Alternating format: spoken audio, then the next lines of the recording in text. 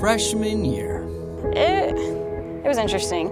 is about discovering who you are. It was definitely a transition from middle school, so I was kind of just enjoying myself. For Central senior Hailey Cassell, It was about April 4th of freshman year, she faced adversity early on.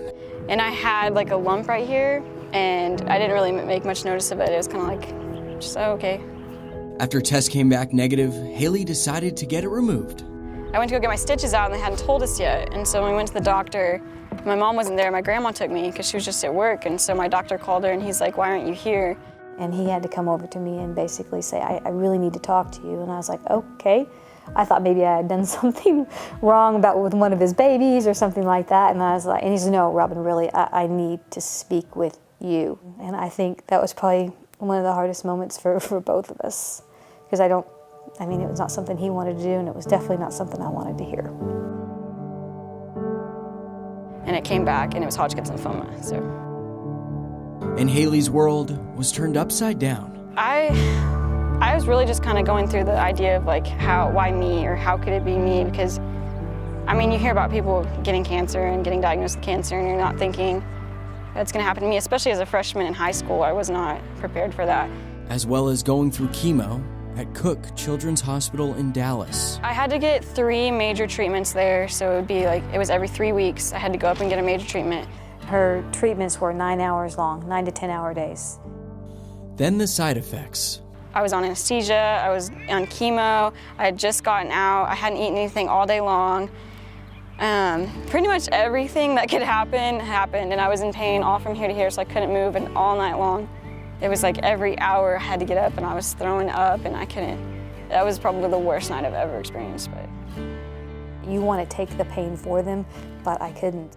And then the hair. At that point, my hair was like really super thick, so I was thinking, okay, maybe I'll be one of those cases where it just doesn't happen. Like maybe I'll be that one person that they say is like miraculously doesn't lose their hair. Then reality set in. Like one of my doctors was like, yeah, well, you're gonna lose your hair. It was really blunt about it. And I was like, you know what, like, I just gotta kind of accept it. And when it happened, it started like coming out in class, and it was like strands, and it was like more than normal, and I was like, okay, well, it's happening.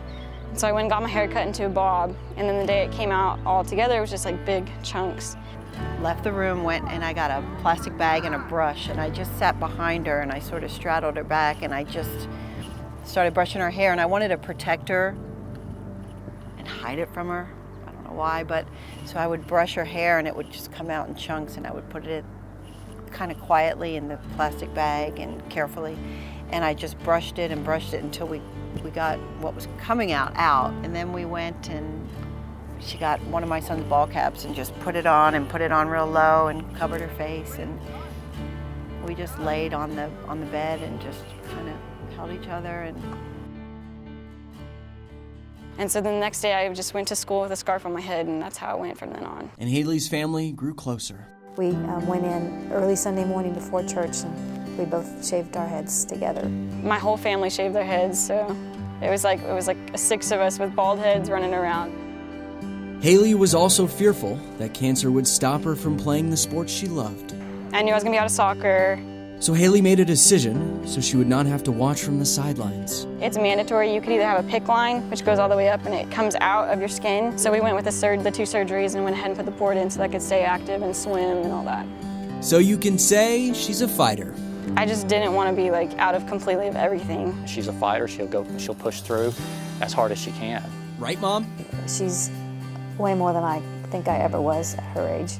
4 months later, I was fully cleared to do everything by about August of that summer. I remember my mom and I like leaving, and we were in the parking lot of the hospital just like crying and hugging each other. We were so excited. The crying and the happiness and the hugging, and it all made it worth it. And I was very proud of her too. And Hailey started a new journey. I'm gonna start getting my hair growing back, start getting myself back in to my soccer shape and everything. So it was just like overwhelming different emotions. Number 16, Hailey Cassell. I had no more fear anymore, really. It was just kind of like, it was a mixture of excitement, of happiness, of like, oh my gosh, we just did that. I was very excited for her. I was very excited because she deserved it. I mean, she'd worked hard. And it was good to see her back on the field healthy and happy and doing what she loved to do. And Hailey wasn't done.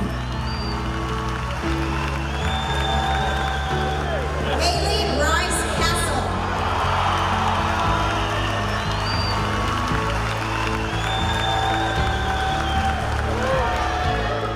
Now Hailey will attend the University of Oregon in the fall. My ultimate goal really is to become a pediatric oncologist and really impact families' lives and kids' lives. The Central High School graduating class of 2017.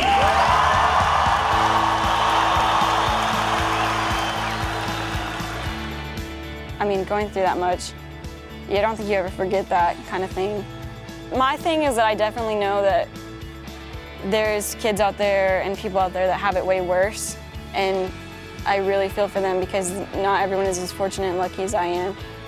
Adam Shooms, I think anybody who goes through that honestly can be considered a fighter. Fox News First.